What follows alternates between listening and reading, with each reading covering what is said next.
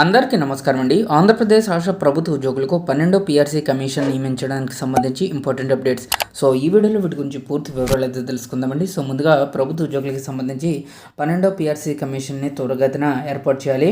కొత్త పీఆర్సీ ప్రకారంగా pay scales రావాలి. ఈలోగా 30% మధ్యంతరగతి రావాలని కోరుకుంటే ప్రతి ఒక్క ఉద్యోగి కూడా వీడియోని ఒక లైక్ చేసి మీ తోటి ఉద్యోగ మిత్రులకు వీడియోని అయితే షేర్ చేయండి. ఛానల్ని ఫస్ట్ టైం విజిట్ చేసినట్లయితే తప్పనిసరిగా సబ్స్క్రైబ్ చేసుకుని పక్కన ఉండే బెల్ సింబల్ని యాక్టివేట్ చేసుకోండి. 12వ పీఆర్సీ కమిషన్ని నియమించాలి అని చెప్పేసి బీటీఏ రాష్ట్ర అసోసియేట్ అధ్యక్షుడు పర్రె వెంకట్రావు గారు డిమాండ్ చేయడం జరిగింది.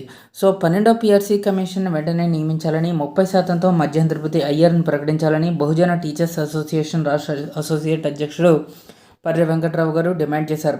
బీటీఏ జిల్లా కౌన్సిల్ సమావేశాన్ని ఆదివారం ఉదయం 10 గంటలకు స్థానిక సంఘ కార్యాలయంలో నిర్వహించారండి. ముఖ్య అతిథిగా పాల్గొన్న వెంకట్రావు గారు మాట్లాడుతూ ప్రతి 5 సంవత్సరాలకి ఒకసారి ప్రకటించాల్సిన పీఆర్సీని జాప్యం చేయడం వలన ప్రభుత్వ ఉద్యోగులు, ఉపాధ్యాయులు తీవ్రంగా నష్టపోతున్నారని ఆవేదన వ్యక్తం చేశారు. ఇక రాష్ట్ర కార్యనిర్వాహక అధ్యక్షుడు మెడబలిమి ముసలయ్య మాట్లాడుతూ రాష్ట్ర ప్రభుత్వ ఉద్యోగులకు ఇవ్వాల్సిన ఆర్థిక బకాయిలు వెంటనే చెల్లించాలని, డిఏ బకాయిలు 4 సంవత్సరాల క్రితం పెట్టిన సరెండర్ లీవ్లు ఇంతవరకు మంజూరు కాలేదని, వెంటనే వీటన్నిటిని కూడా మంజూరు చేయాలని కోరడం జరిగింది. సమావేశంలో జిల్లా ప్రధాన కార్యదర్శి ఏల్చూరు మాధవరావు గారు, రాష్ట్ర గౌరవాధ్యక్షుడు కల్లగుంట మోహన్ రావు గారు, రాష్ట్ర నాయకులు మల్యాది ఎల్ ఆంటోనీ, కట్టా రమేష్, మందిరాల శరత్ చంద్రబాబు, అలాగే జాలా రామయ్య గారు తదితరులు అయితే పాల్గొనడం జరిగిందండి.